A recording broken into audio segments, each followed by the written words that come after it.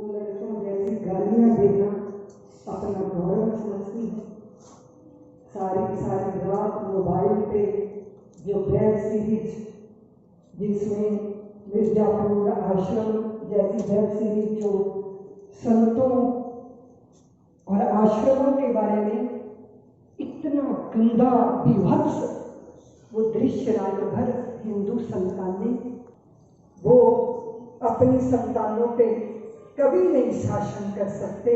जो अपने मन पर शासन नहीं कर सके वो अपनी संतानों पर कैसे शासन करेंगे। और दृश्य इतना भयंकर है, माँ पिता संकोच के कारण बोलते नहीं। और शायद संत महापुरुष मेरे को क्षमा करेंगे, हमारा पारलौकिक जो पुरुषार्थ है उसे सिद्ध करने के लिए संतों सद्गुरुओं के साथ जुड़े हुआ जो हिंदू समाज है उसकी जो व्यवहारिक दिक्कतें हैं उसके बारे में बड़ा गहरा मौन है, जो कि उचित नहीं है। शायद संतों से संकोच करते हुए गृहस्थ शिष्य और अनुयायी ये बात ही नहीं करते कि वो किन बातों से जूझ रहे हैं। मैं तो बहुत सारी बेटियों की माँ हूँ, मैं जानती हूँ कि मेरे को भी कैसे रातें जाग के काटनी पड़ती हैं। तरुण बच्चियाँ, उनकी जिम्मेदारी क्या चीज होती है। अभी महाराज श्री बोले हमने आपको हमेशा ऊर्जा से भरे हुए देखा, तो मैंने कहा कि वो मेरे शौर्य का क्षेत्र था श्री राम जन्मभूमि के लिए कि राम जी करा रहे हैं, राम जी का काम है, राम जी के काम में काहे का विराम है, जिंदा रहे तो जग जीवन ललाम है, मर भी गए तो रहने को स्वर्ग धाम है, हमको तो काम बस राम जी के काम से, और राम जी का मंदिर बनेगा धूमधाम। ऊर्जा निश्चित रूप से शौर्य का क्षेत्र था। मेरे एक गुरु भाई को उठा के उनके पैरों में लोगड़ जो रुई होती है उसको बांध के धीरे धीरे मिट्टी का तेल डाल के 20-25 दिन लगा के उनको धीरे धीरे जला के मारा। हमारा आश्रम था बेतवा नदी के किनारे पर, पूरा मंडल एक था, किसी भी तरह की कोई भी कीमत चुकाने को सब तैयार थे। वो शौर्य का काम था। अभी जो मैं क्या कर रही हूँ ये बड़े धैर्य का काम है। मुझे शौर्य से ज्यादा धैर्य बड़ा वो लगता है कि आप संतानों को वो अपनाओ, फिर उनकी जिंदगी बनाओ, जीवन बनाओ।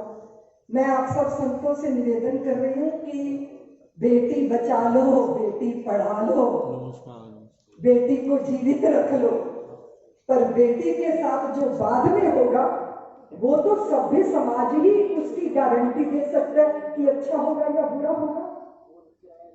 जो हिंदू समाज के परिवारों में संकट है वो ये है कि बच्चे धर्म से वंचित हैं। उनको पता ही नहीं धर्म ग्रंथ क्या होते हैं, उन्हें पता ही नहीं कि धर्म का अर्थ छोटी मोटी पूजा, बस उसके प्रति श्रद्धा रही नहीं। और जो पूजा करते हैं वो माँ पिता का आचरण व्यवहार वो भी उनको विचित्र लगता है कि ये दोहरी जिंदगी क्यों जी रहे हैं, ये वहां पूजा कर रहे हैं, यहाँ झूठ बोल रहे हैं। तो बड़ा चुनौती है। मैं संतों के चरणों में निवेदन करती हूँ कि शिक्षा व्यवस्था में परिवर्तन लाने का हमें दबाव बनाना चाहिए। बेटी पढ़ाकर बेटी को बर्बाद करने के लिए बेटी नहीं पढ़ाई जाती। एक अच्छी माता वो कैसे बनी, अच्छी भजनी कैसे बनी। मैं सोच रही हूँ सारी समस्याओं का समाधान वात्सल्य है। अगर स्त्री का हृदय गोमुख बन जाए वात्सल्य की गंगा का, और फिर वो जब प्रवाहित होगा तो सारा मल बह जाएगा और निर्मल संतानों का उदय होगा। इसलिए भारत की देवियां अपने हृदय को वात्सल्य गंगा का गोमुख बनाए और हम समझें कि जीना क्या है और जीवन क्या है। संत चिंता कर रहे हैं, समाधान निश्चित रूप से होगा। आप सबके दर्शन करके धन्य हुई हूँ। वाणी को विराम देती हूँ। जय भारत, जय भारत।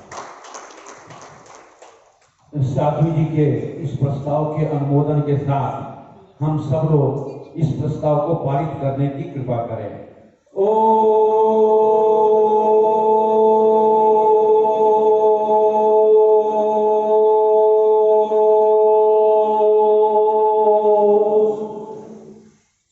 अब मैं प्रार्थना करता हूं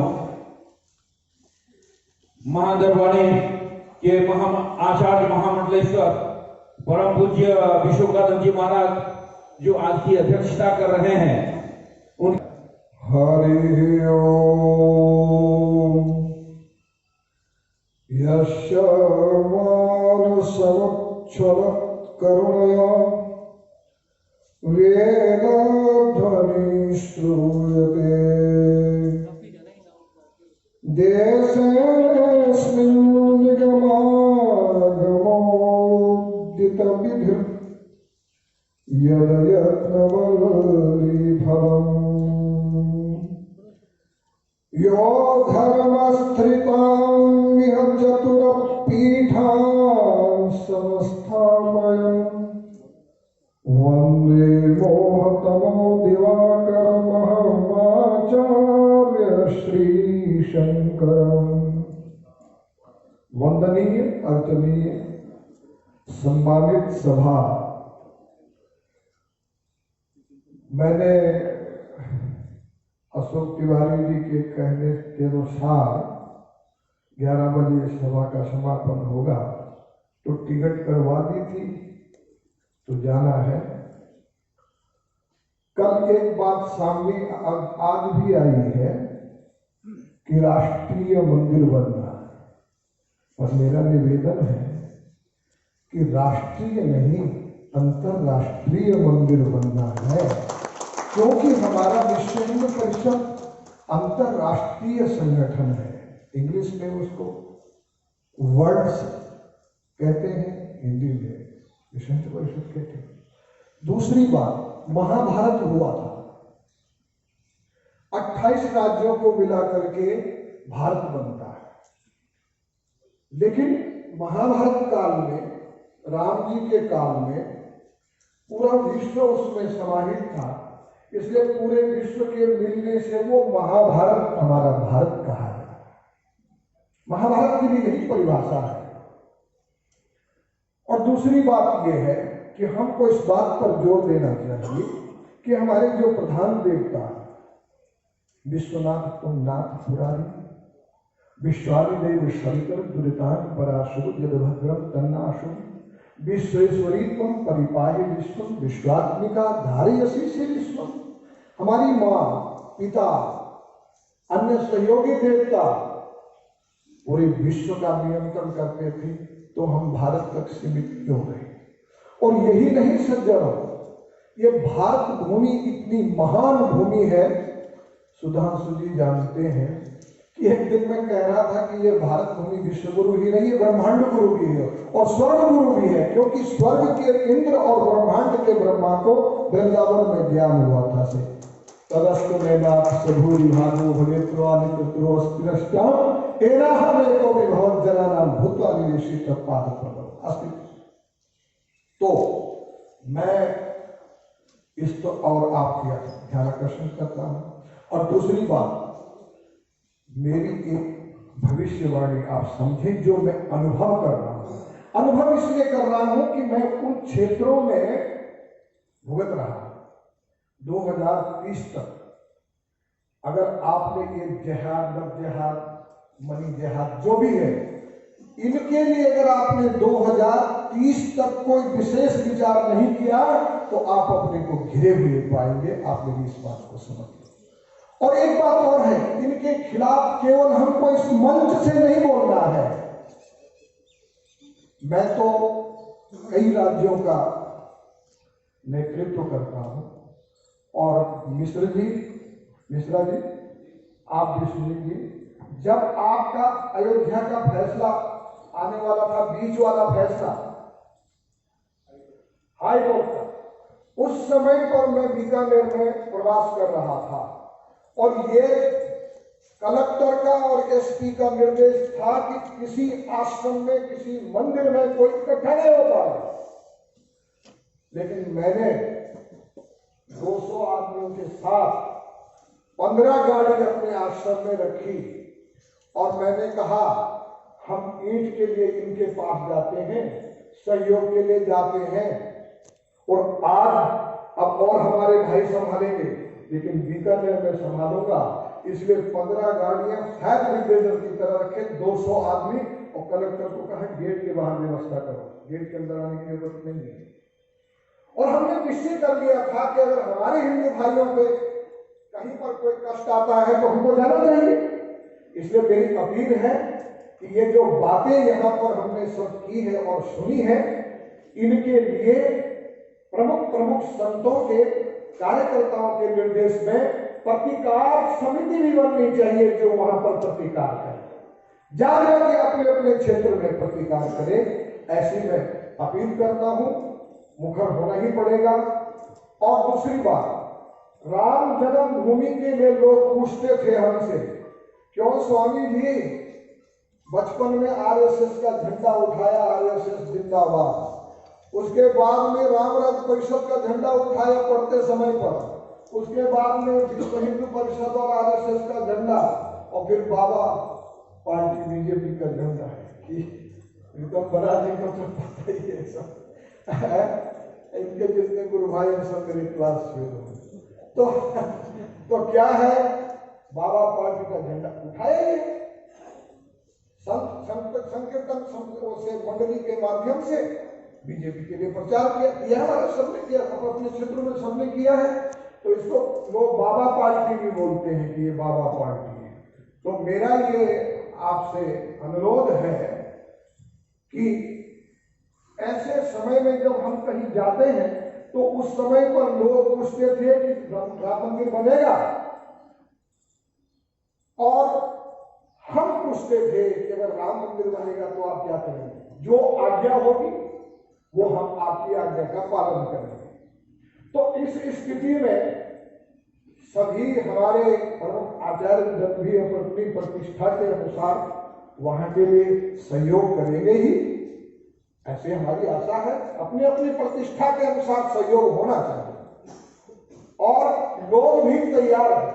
राम जन्मभूमि के लिए जब से ये निर्णय आया है तब से लोग स्वयं कहते हैं, मेरे को कल एक फोन आया और उसने कहा कि मेरा 11 रुपये दे देना। मैंने कहा नहीं, तुम्हारे पास आएंगे, तुम सीए हो, तुम 11 में थोड़ी मिलते हो, दिल्ली करोड़ों भाग में रहते हैं। तो हमारा संगठन विश्व हिंदू परिषद निश्चित करेगा।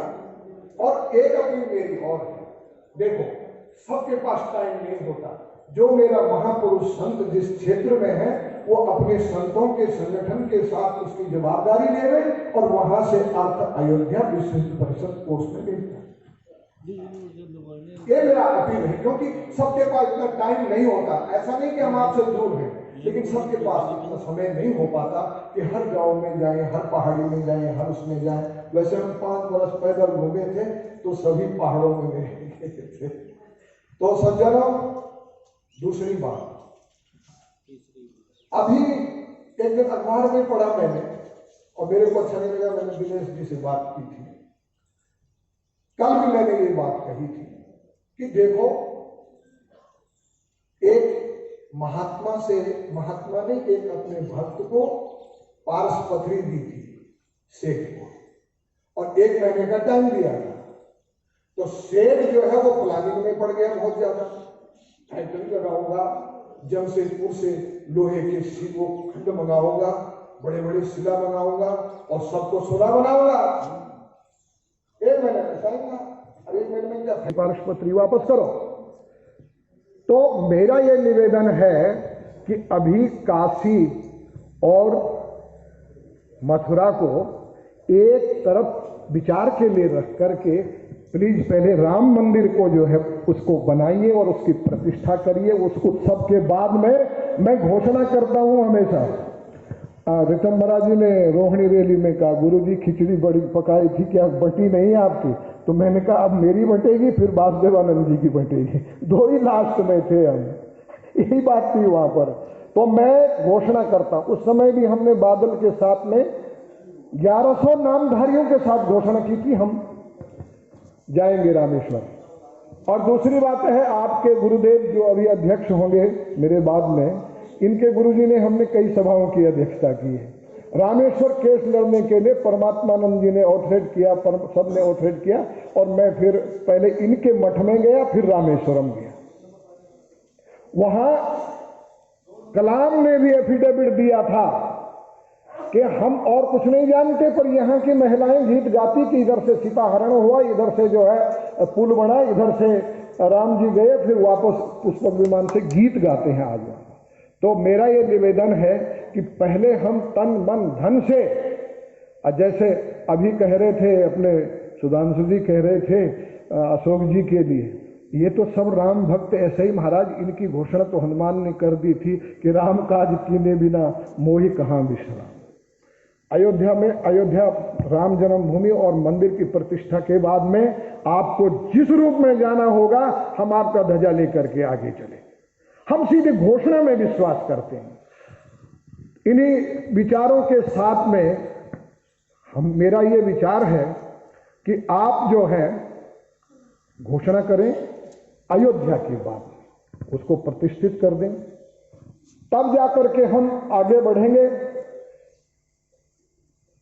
और आप संतों से ये निवेदन है कि आप हर क्षेत्र का नेतृत्व करते हैं, कृपया आपके क्षेत्र में अगर कोई उधर की बात उठाता है, अयोध्या मथुरा की और काशी की, तो उनको हाथ जोड़ के निवेदन करना कि पहले अयोध्या से पूर्णाहुति करके चलेंगे, फिर चलेंगे। तो बहुत अच्छा संयोग है, यहाँ पर ऋतंभरा, साध्वी ऋतंभरा जी कई यात्राओं में, कई उसमें रावतसर में पधारे थे। कर्तृत्व कैसा है और नेतृत्व कैसा है, वक्तृत्व कैसा है और जागृत्व कैसा है और श्रद्धा तत्व कैसा है।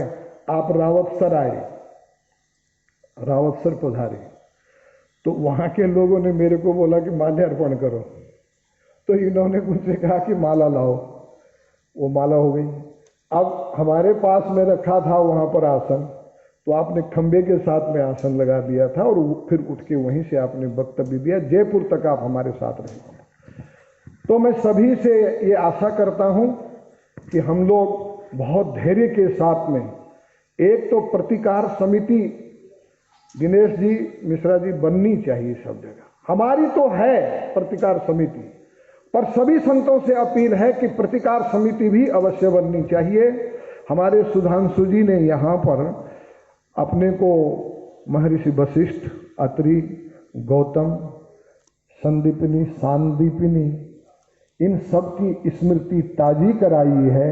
और आज आपके पुरुषार्थ से, कहने का नहीं, कर्तृत्व का जो यज्ञ यहाँ पर हुआ है, हम आपको बहुत बहुत आशीर्वाद और धन्यवाद देते हैं कि आज आप उस सतयुग में, वैदिक युग में जी रहे हैं और जीने का अवसर हम लोगों को भी दे रहे हैं, इसलिए आप बहुत धन्यवाद के पात्र हैं।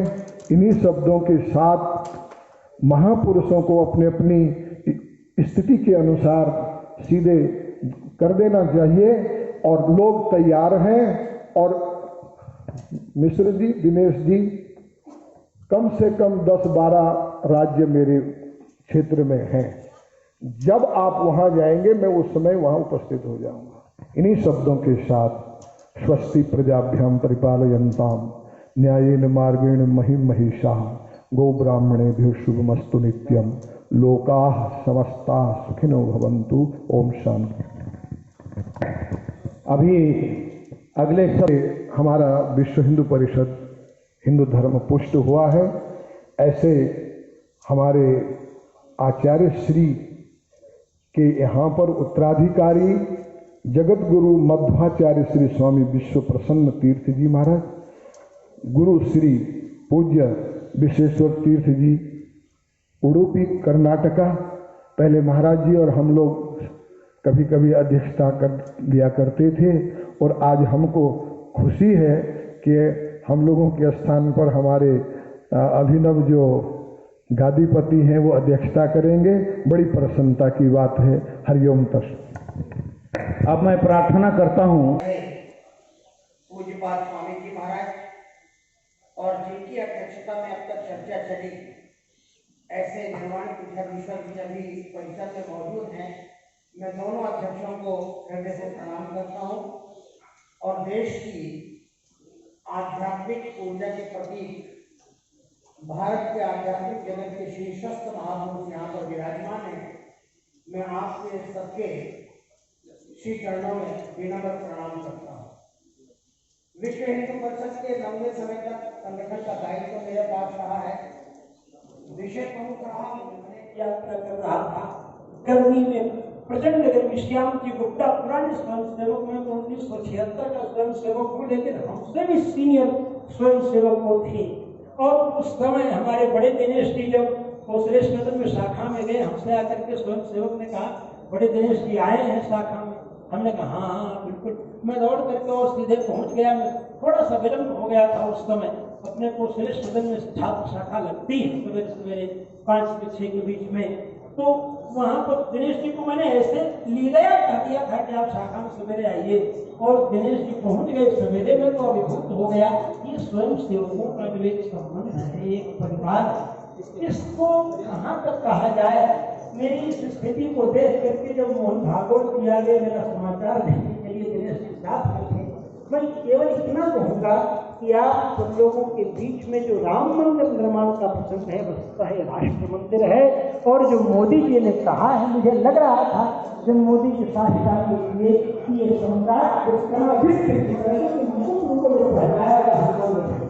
मुकुट पहने तो पीछे पड़ रहे हैं।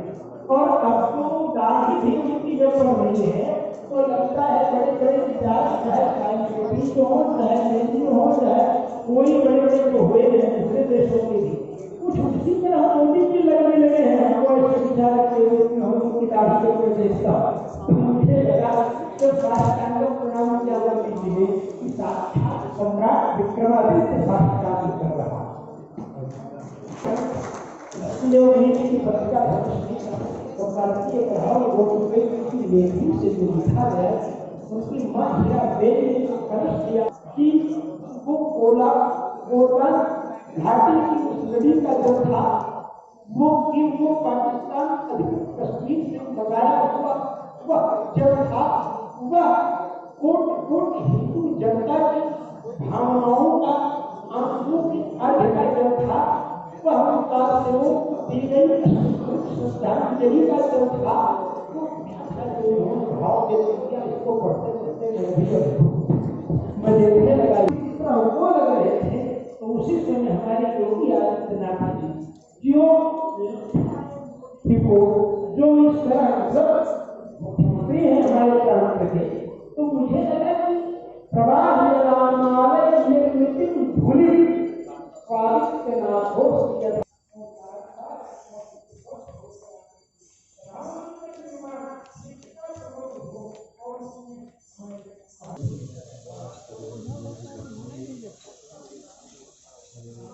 प्रेम प्रवाह सीताराम जी का अनन्य संबंध, अनन्याश्रय संबंध है, कभी अलग नहीं किया जा सकता। परंतु सीता जी का निर्वासन जो हुआ, यदि सीता जी को वहाँ पर अलग से बहुत अच्छी तरह स्थान दिया जाए, इससे नारी जगत का सम्मान होगा। भगवती सीता जी नारियों के एक प्रधान प्रतिनिधि हैं, जिन्होंने अपने निर्वासन में एकांत में रह करके दोनों बच्चों को शास्त्रज्ञ शस्त्रज्ञ बनाया।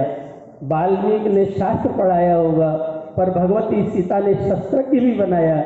इसीलिए अयोध्या में फिर से सीता जी की स्थापना अवश्य होनी चाहिए, जिससे कि श्री संपन्न हो। और दूसरा हमारा सुझाव एक और है कि भगवती सीता जी जनकपुर में जब तक रही हैं, तब तक वहाँ पुष्प वाटिका थी, और लंका में रही हैं तो वहाँ पर अशोक वाटिका थी। अयोध्या में जहाँ राम जन्मभूमि की इतनी बातें हो रही हैं, हमारा एक सुझाव है कि एक नक्षत्र वाटिका बनाई जाए, जिसमें समस्त नक्षत्रों का प्रतिनिधि वृक्ष हो और सीता जी की वहाँ पर उपस्थिति हो, और सब कार्य बहुत अच्छी तरह संपन्न होगा और अयोध्या श्री संपन्न होगी। और नारी शक्ति का जो इस समय तिरस्कार हो रहा है और नारी शक्ति को प्रधानमंत्री आदि सब बल दे रहे हैं, इसके लिए हम लोगों को बहुत आवश्यक है भगवती सीता जी की विशेष स्थापना। जय श्री राम।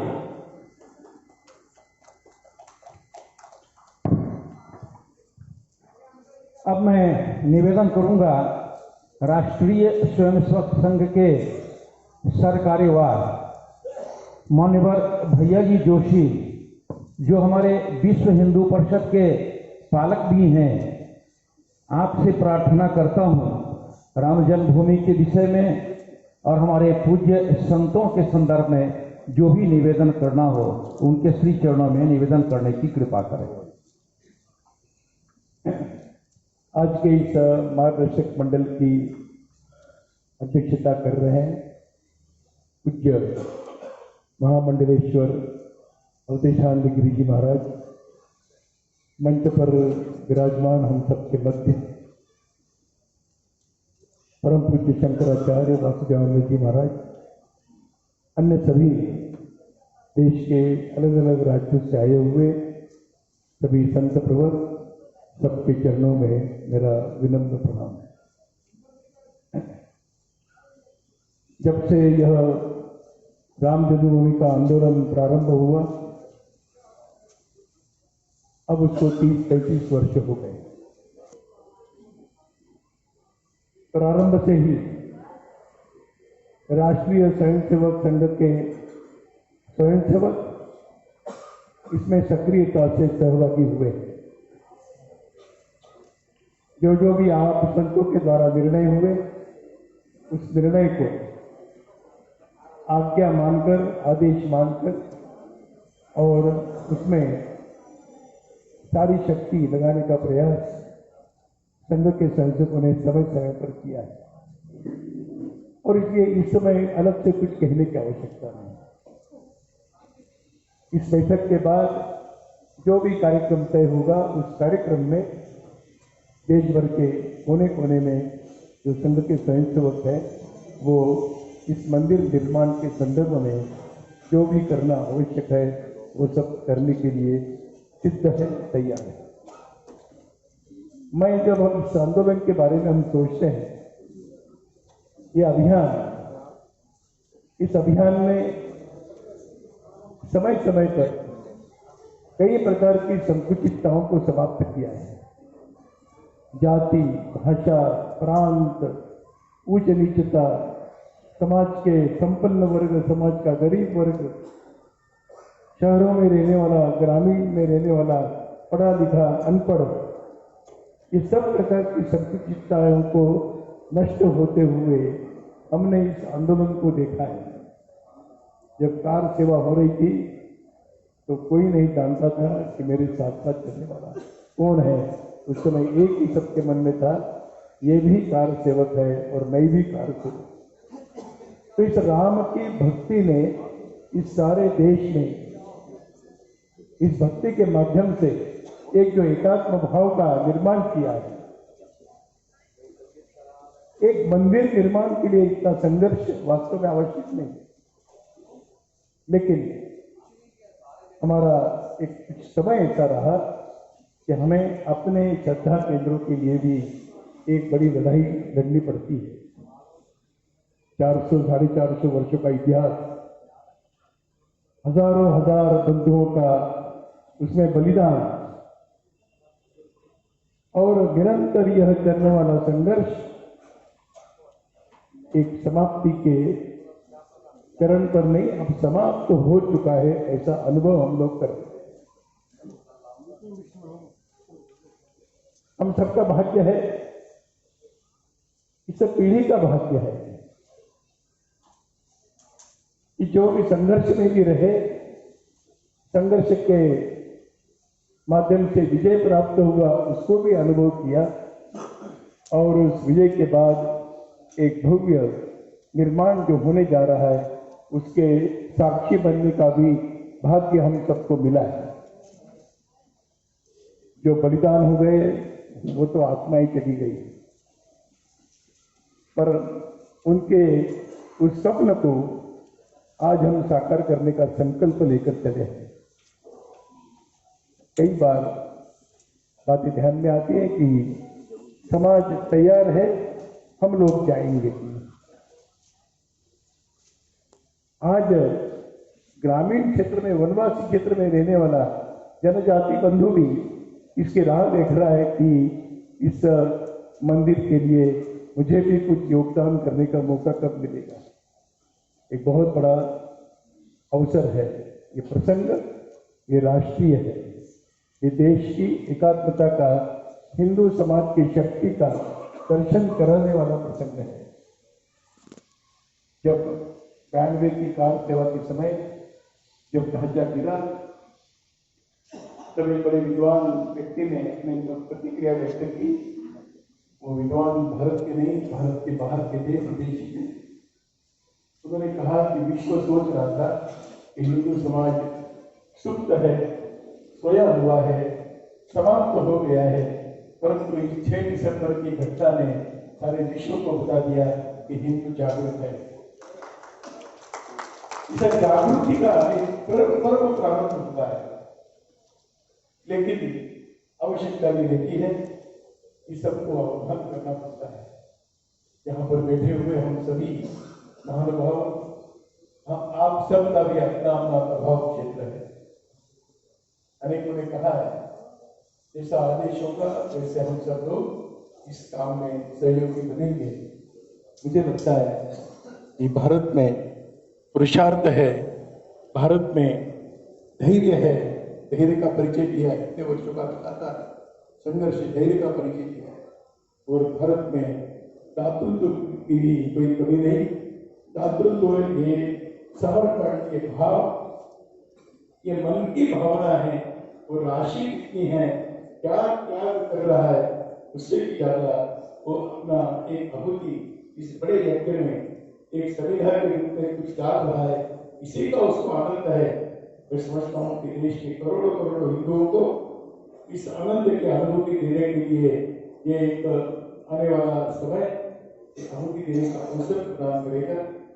आप सब लोग इसमें निश्चित रूप से अपने अपने प्रभाव क्षेत्र में अपने अपने अनुयायियों की शक्ति भी इसके साथ लगने वाली है। और ये निश्चित है ये मंदिर ये केवल ईंटों का, पत्थरों का मंदिर नहीं, तो ये देश के भविष्य का निर्धारण करने वाला मंदिर रहेगा। और हजारों वर्षों से जो हिंदू समाज अपमानित होता आ रहा है, उस अपमान का कलंक धोकर फिर एक बार गर्व के साथ विश्व के मंच पर, विश्व के संदर्भ में अपनी भूमिका का निर्वहन करने वाला भारत, ऐसा हिंदू समाज इस मंदिर के माध्यम से खड़ा होगा। यही हम सबकी श्रद्धा है, ये हमारा विश्वास है। और इसलिए यह आने वाला समय हम सबकी समाज की संगठित शक्ति का दर्शन सारे विश्व को कराएगा। और इसके साथ साथ फिर एक बार तो कहते हैं कि आने वाला समय हिंदू समाज का है। विश्व के सामने भी कई प्रकार के आदर्श अगर हमें प्रस्तुत करना है तो भगवान राम के जीवन आदर्शों को हम विश्व के सामने रखने का शुभारंभ इस मंदिर के निर्माण से ही और प्रशस्त ये मार्ग होने वाला है। और को मैंने जो एक अनुभव व्यक्त किया, स्वतंत्र वीर सावरकर जी ने अपने हजारों वर्षों के इतिहास के जब अच्छे पुष्कर ढूंढे तो उनको 6 स्वर्णिम पुष्कर मिले। और उन्होंने पुष्कर की थी इसका लेखांकन किया और 6 स्वर्णिम पुष्कर इस नाम से वो लेख बड़े प्रसिद्ध है। राम जन्मभूमि के मंदिर का निर्माण ये साथ ही संघ के स्वयं पूरी शक्ति के साथ आप संतों के जो भी मार्गदर्शन होगा उसके अनुसार काम करने के लिए सिद्ध है। फिर एक बार आप सबके चरणों में प्रणाम, नमस्कार। हम आज इस सत्र की अध्यक्षता कर रहे अनंत श्री भूषित जूना पीठाधीश्वर आचार्य महामंडलेश्वर परम पूज्य स्वामी अवधेशानंद गिरी जी महाराज के श्री चरणों में प्रार्थना है जी महाराज की। अब इस समय थोड़ा सा महाराज जी जगत गुरु रामानुजाचार्य वासुदेवाचार्य जी कुछ अपनी बात रखना चाहते हैं।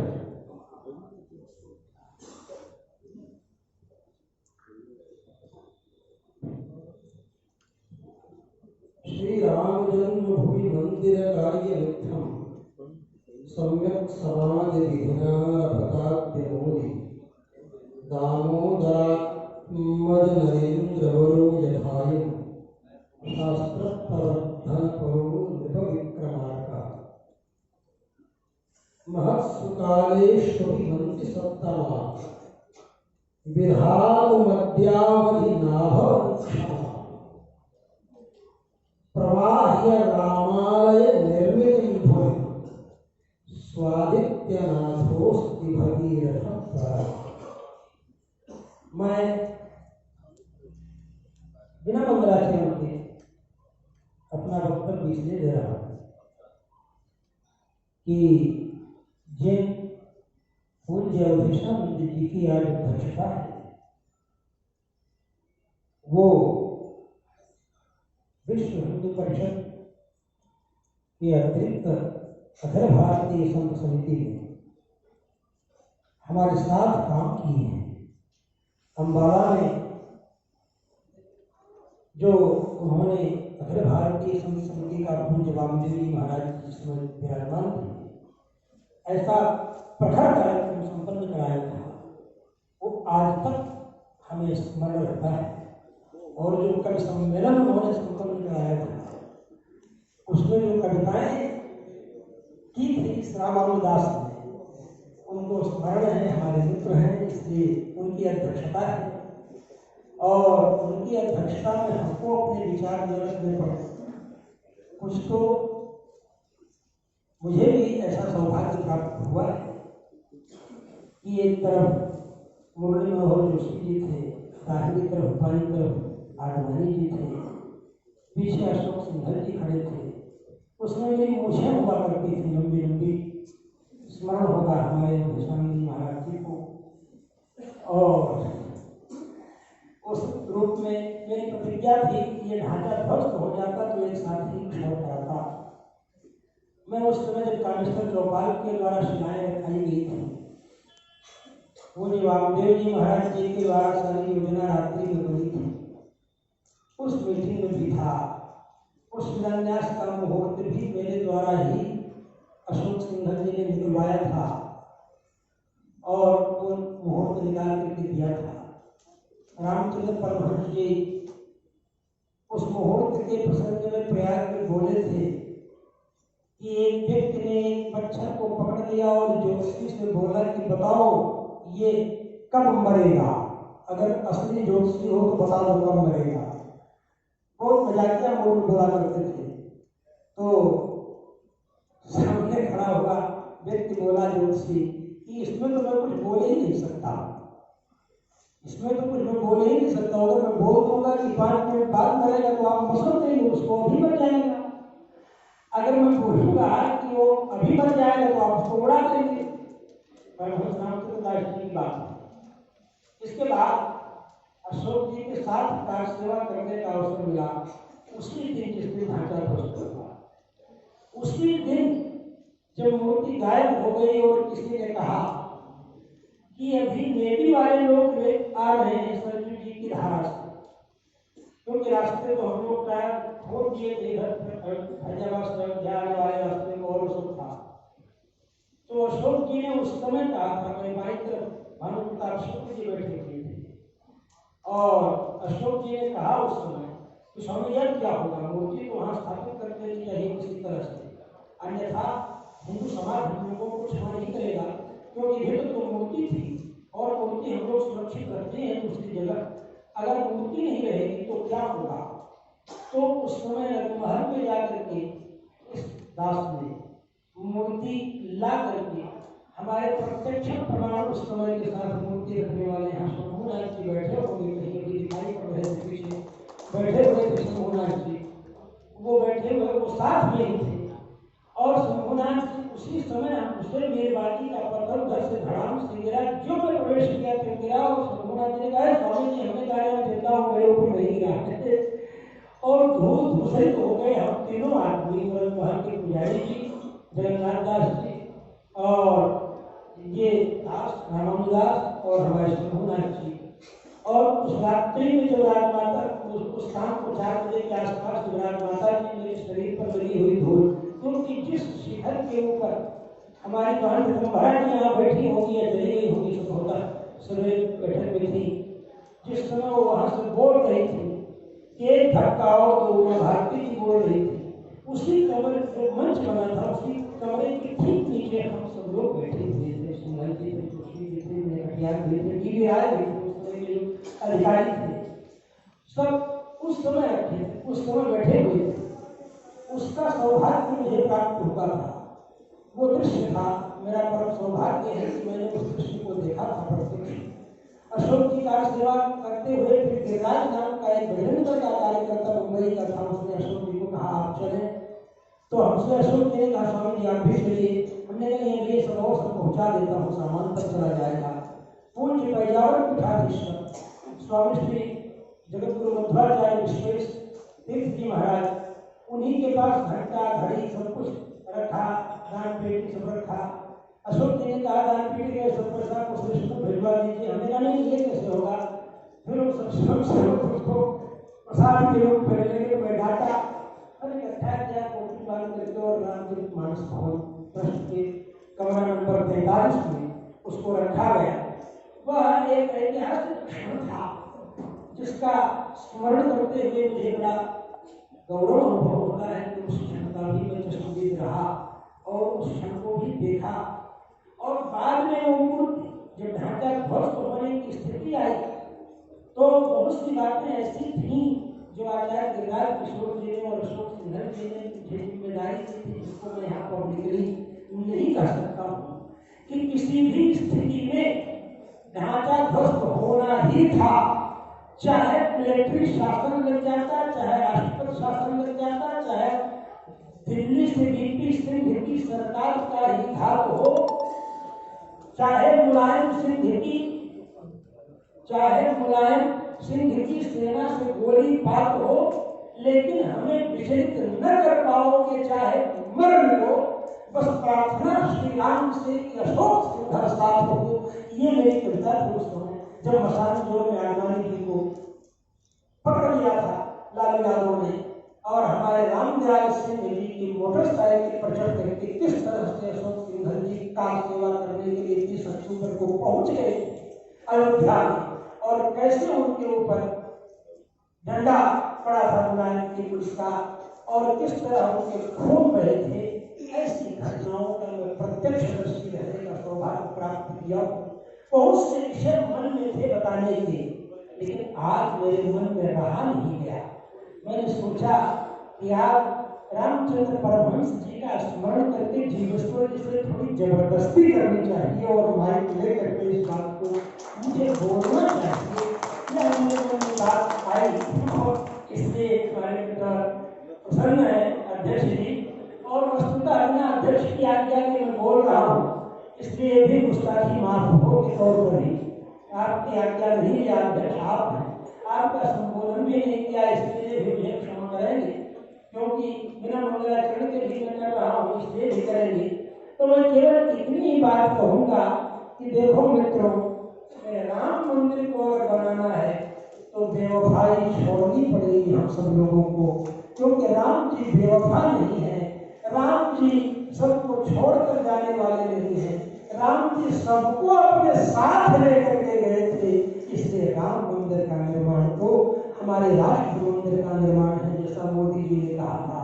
और मोदी जी ने जिस समय मंच पर साष्टांग प्रणाम किया अयोध्या में, उस समय सारे संत खड़े होकर और उनका अभिवादन स्वीकार कर रहे थे। मैं उस समय खड़े होने में असमर्थ था। संयोग से हमारे जी महाराज जी बैठे बगल में ही बैठे थे, उनके बगल योगेश जी बैठे हुए थे।